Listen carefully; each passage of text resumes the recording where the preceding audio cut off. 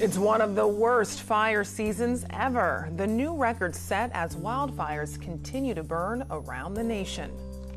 Like the investigator in my case actually told me that it's the medical board's job to make sure the doctors remain in practice for as long as possible. And I said, well, I thought it was to protect patients. And she goes, oh, that too. Falling short in Sacramento, a bill that would have required doctors on probation to notify their patients. Next, the idea some say is long overdue. Well, we're putting Hellbenders back in the wild. They've been around 160 million years, and now they're not doing well? That should be a real concern for us. Wiggling their ways into our hearts. What makes it to save these slimy creatures in the Midwest? KPBS Evening Edition starts right now.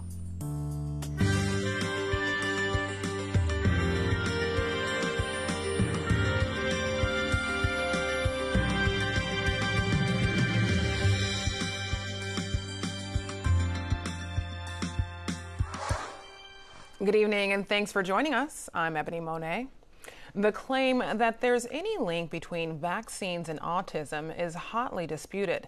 In fact, the American Academy of Pediatrics says it's been robustly disproved.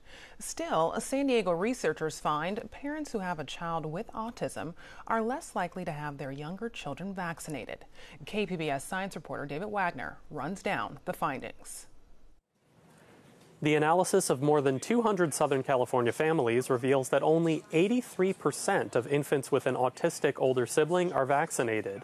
That's compared with 97% of infants in general. UC San Diego researcher Jenna Glickman says there's no credible evidence linking vaccines with autism, but she says those concerns may still exist in the minds of many parents. It does show that these families are changing their vaccination behaviors with subsequent children. Glickman worries that if parents are not engaged on this issue, vaccination rates could remain low for siblings of autistic children. The study was published in the New England Journal of Medicine. David Wagner, KPBS News. After a lead scare, San Diego Unified Schools have a new water testing program. Last spring, elevated levels of lead were found at campuses in San Diego and San Ysidro. Now, under the 3-year program, all water outlets used for human consumption at district facilities will be checked.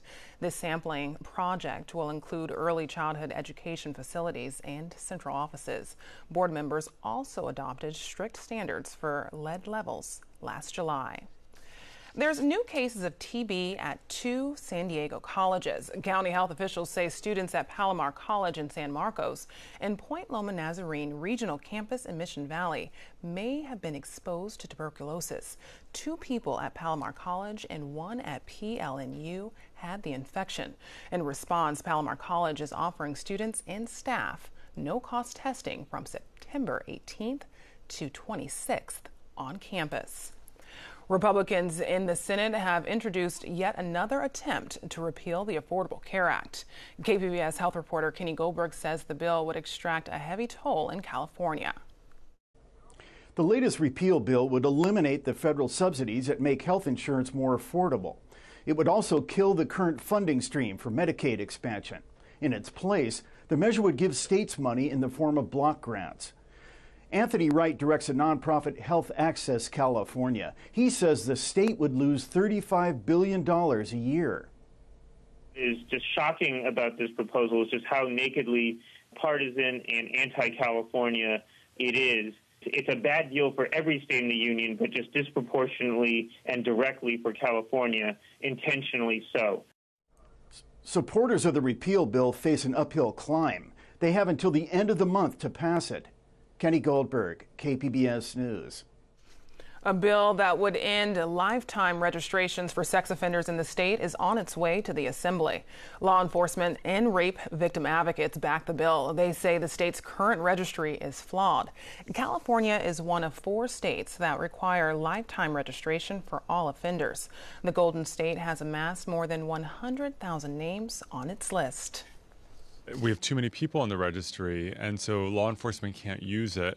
And what we want to do is keep our high-risk offenders on the registry but not have the people who present little or no risk on the registry. We want it to be focused on the people who actually present a risk to the community. Under the bill, sex offenders may be removed from the registry 10 to 20 years following their release from prison. That's as long as they have not been convicted of another crime.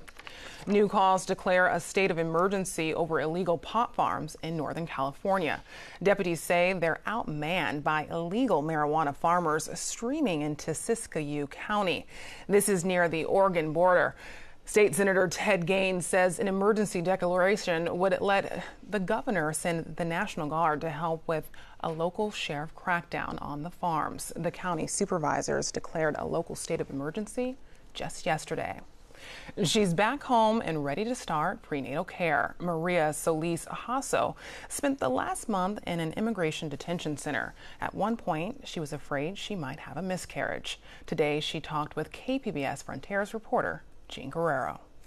Very, very happy mommy's here. Maria Solis Hasso is spending every minute with her 3 daughters, now that she can finally be with them. And where's the baby?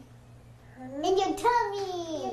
In your tummy. KPBS interviewed her while she was in the Otay Mesa Immigration Detention Center, where she stayed a month and a half. She declined to have her face shown then, because she didn't want her daughters to see her in the detainee uniform. All they know is mommy went to work and still has not returned. The decision to release Solis came after the ACLU of San Diego sent a letter to immigration officials asking them to let Solis fight her immigration case from home. They cited concerns related to her pregnancy. Solis is now 3 months pregnant. She says she was experiencing severe cramping in detention and that her 2 youngest girls don't understand why she was gone for so long. The middle one is still in disbelief. If she'll see just cops going by, she gets scared. She thinks anybody's going to take her mommy away. And the baby, she just won't leave me alone. She just wants to be with mommy and sleep with mommy and be with mommy, but they're very excited and happy. Solis found out she was being released only minutes after requesting a deportation. I was very worried of having miscarriage in there, so I felt like I had no other option than to ask for my deportation in order to be able to get the medical care I needed. Ew, cochino. For me, it's a miracle. It was something that I didn't see it coming. Solis has a pending application for a U visa, a special visa for victims of crime. She's a domestic abuse survivor from a previous husband, who has since been deported to Mexico. She says she hopes she gets to stay in the U.S. because she fears being in the same country as him. Jean Guerrero, KPBS News. A variety of local groups help immigrants when they first come to San Diego, but then those newcomers must also assimilate at school, work, and navigate government systems. KPBS City Heights reporter Tara Minto says a new initiative aims to make the integration easier. When Samuel Choi first emigrated from Hong Kong, the then 8-year-old focused on learning English. And yet, I wasn't given the opportunity to retain my Chinese language, so I had to learn that later on. Because in today's globalized world, he says, bilingualism is an asset. That's one example he wants leaders from the city of San Diego, the Regional Chamber of Commerce, and more groups to consider as part of a committee aimed at improving immigrant integration. What is it like to advance more dual language immersion programs? What does it look like for us to have parents engaged in the parent-teacher association? How do we make sure there's language access so parents don't feel like, oh, if I don't know English, I can't participate in my child's education? The proposal he helped produce as a fellow with the nonprofit Rise San Diego received $25,000 this week to produce an in-depth strategic plan by the end of next year. And so what this grant and what this proposal allows us to do is to bring in all the different stakeholders that are involved with advancing immigrants' civic, economic, and social mobility. Choi says he hopes the effort will bring a dedicated integration office to San Diego, similar to many other cities across the U.S. Taryn Mento, KPBS News. Funding for the project comes in part from the California Endowment, which also funds our City Heights coverage. They're standing proud tonight in the state capitol. Brand new citizens took the oath of allegiance today. 30,000 people around the country are expected to go through the naturalization ceremonies, just like this one in Sacramento. It's part of Constitution Week and Citizenship Day. California's Secretary of State says they've seen a rise in the number of citizenship applications, and some of the new citizens say becoming a legal citizen is a relief. I don't have any more, I'm not afraid anymore of deportation or something like that. When immigration reform is in the news, when the political rhetoric, both good and bad, is in the news, you see the uptick in applications, you see the uptick in people going through the process to become citizens. And it's not just about the numbers. I think it's about the stories and each and every family's journey.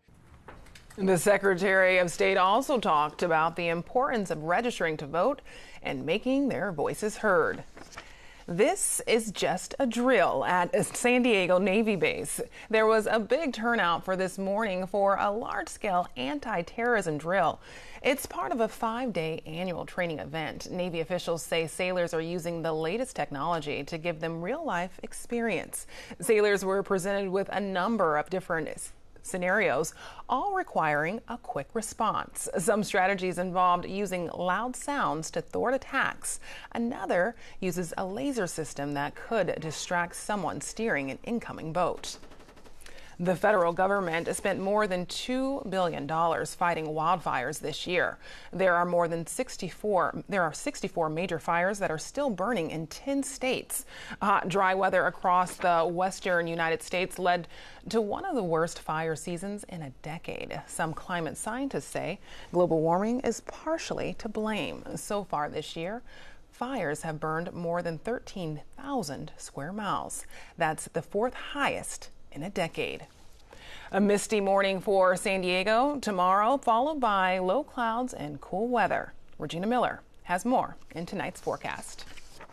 Well, as we take a look at what's going on here across the area, there's been some rain in interior locations, Las Vegas down into Arizona, pushing out. That brings with it some of the moisture. Now, we have had some misty conditions in the morning, and that's what we're going to deal with for tonight. We're going to have those low clouds forming late, and there could be a little bit of spotty drizzle around late as well. So for tonight, our overnight low drops to 67 in San Diego, 59 in Ramona and Borrego Springs. We have a mostly clear night with a temperature of 66. It'll be much cooler here in the mountain locations as we go through your Friday. We have some sunshine in the forecast. Borrego Springs topping out at 90 degrees. We'll be at 65 degrees in Mount Laguna, so you can definitely see the cooler air there. And in San Diego, morning clouds, maybe a little bit of mist giving way to some sunshine heading into the weekend. We have a pretty nice forecast in store. So along the coastal locations, we'll have some misty conditions in the morning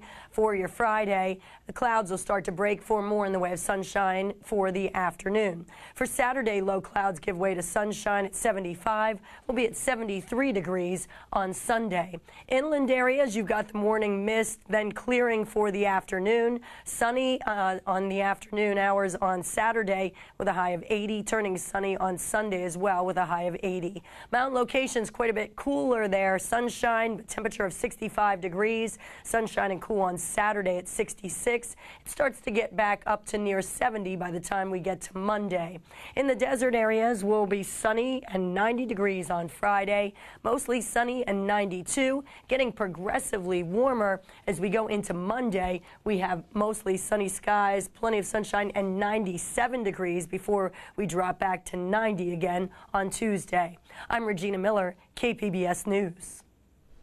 An effort to make it easier for Californians who don't identify as male or female is moving forward at the state capitol. The proposal, known as the Gender Recognition Act, passed the state assembly. It now heads back to the Senate.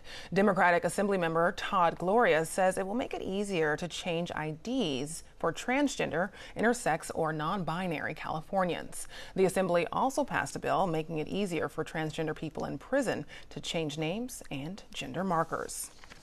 Should patients be notified if their doctor is on probation for a serious offense? That's the idea behind a measure that hasn't been able to clear the state legislature. The California Medical Association has tried to kill the bill 2 years in a row. But KPBS health reporter Kenny Goldberg says supporters aren't ready to give up. I'm just going to go under last name. In 2011, Marion Hollingsworth needed to get a colonoscopy. Her primary care doctor referred her to a gastroenterologist who performed the procedure. Everything was A-OK. A few years later, Hollingsworth learned how to research doctors on the California Medical Board's website. She decided to check the records of the doctor who did her colonoscopy. And I about fell over because he was about to start a 30-day suspension and 7 years probation for a decades-long history of drug and alcohol abuse. But what finally got the attention of the medical board was that he went after a patient with a hatchet. Hollingsworth discovered that the medical board had investigated this doctor before. In the early 2000s, he was recommended for the medical board's diversion program they had at that time. And he had failed some other diversion programs he had tried voluntarily. He also failed the medical board version, and nothing was ever done. Any disciplinary action taken against a physician in California is listed on the medical board's website. But the website isn't exactly user-friendly.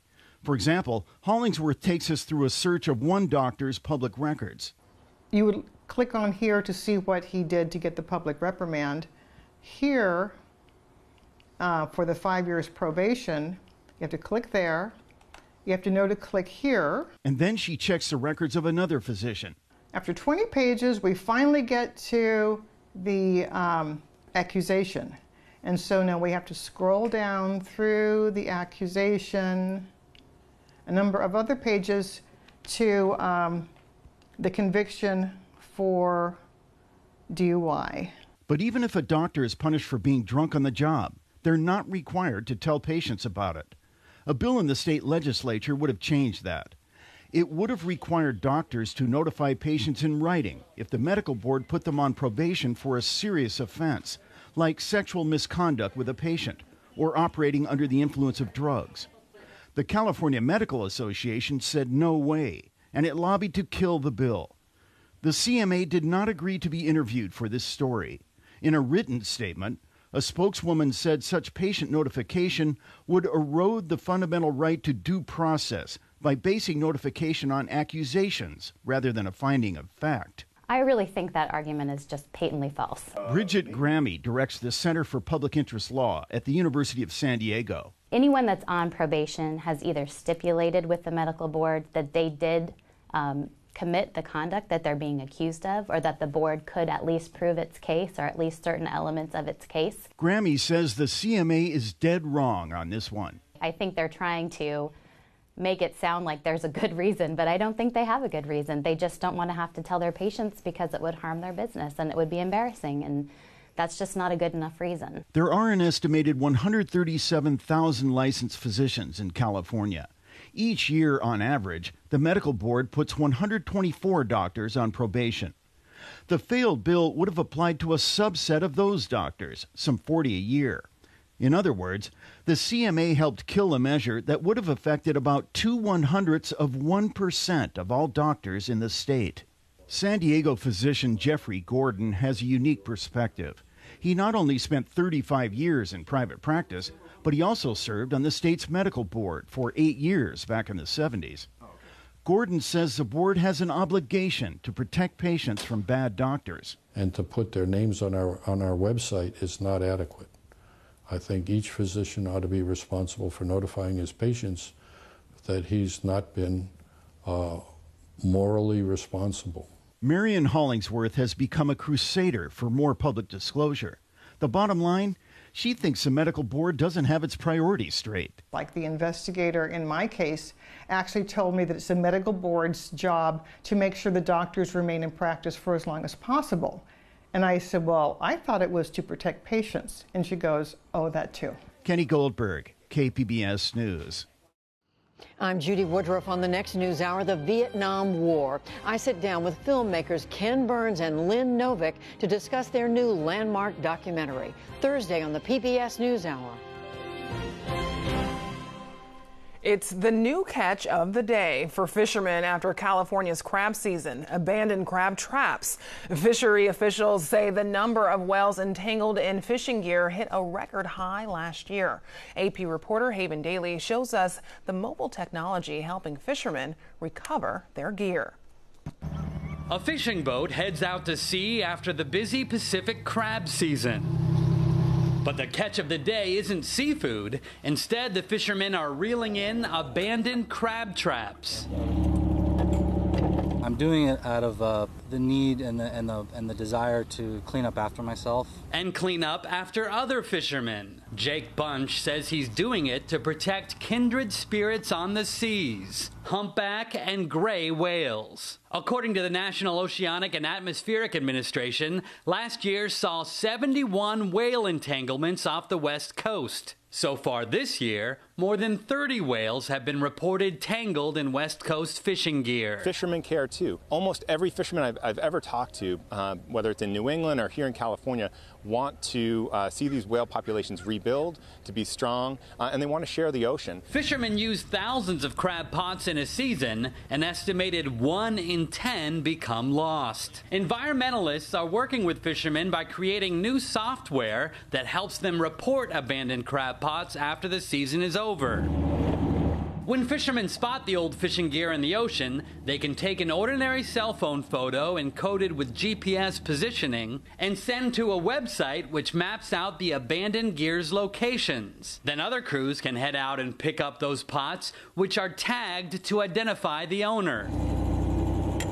The original owner is contacted and can buy back the expensive pots at a discounted rate, with proceeds going to help pay the cleanup costs. If we want the fishery to remain viable and sustainable and ecological in the future, we can't just leave our trash out in the ocean. The program is currently underway along the West Coast, but environmentalists are planning to use it on the East Coast as well, and they hope someday worldwide. Haven Daily, Associated Press, Half Moon Bay, California. Snot otters get a second chance in Ohio. That's the nickname for the eastern Hellbender salamander. NPR producer Maddie Sophia says they've been around for nearly 160 million years, and now they need help to stick around. Feels like I'm holding a very animated ball of snot that's been working out on the weekends. Hey guys, I'm Maddie Sophia from Joe's Big Idea at NPR. We are here at Yellow Creek in southeastern Ohio relocating Hellbender salamanders. Look at that pretty face. Hey buddy, you ready to find a new home? Greg Lips. Yeah. Salamander Whisperer. Is that, what do you go by? What's your street name? My title is Amphibian and Reptile Conservation Coordinator. Right, so Salamander Whisperer. What are we doing here? Well, we're putting Hellbenders back in the wild. They've been around 160 million years, and now they're not doing well. That should be a real concern for us. So getting them back into the system, getting them back established, getting them off of the endangered species list, that's really what we're trying to do. We have a plan for the Hellbender, and that plan has two big components. One is we have to protect the good habitat and restore the good habitat. The second part of it is take these babies and release them back into the wild to bolster those populations. And the two things are kind of useless without each other. Look at that little cuddle puddle. So are you going to let me release one of these Hellbenders? If you're careful, sure, absolutely. We'd be happy to. I'm going to do it. So what we do is we start at the downstream end of the rock field. We have a few folks in snorkel and mask and wetsuits, and they're going up and they're finding these big rocks, and then we're delivering Hellbenders out to them, and we're sliding Hellbenders underneath those rocks, and they're free from there. That's going to be their place.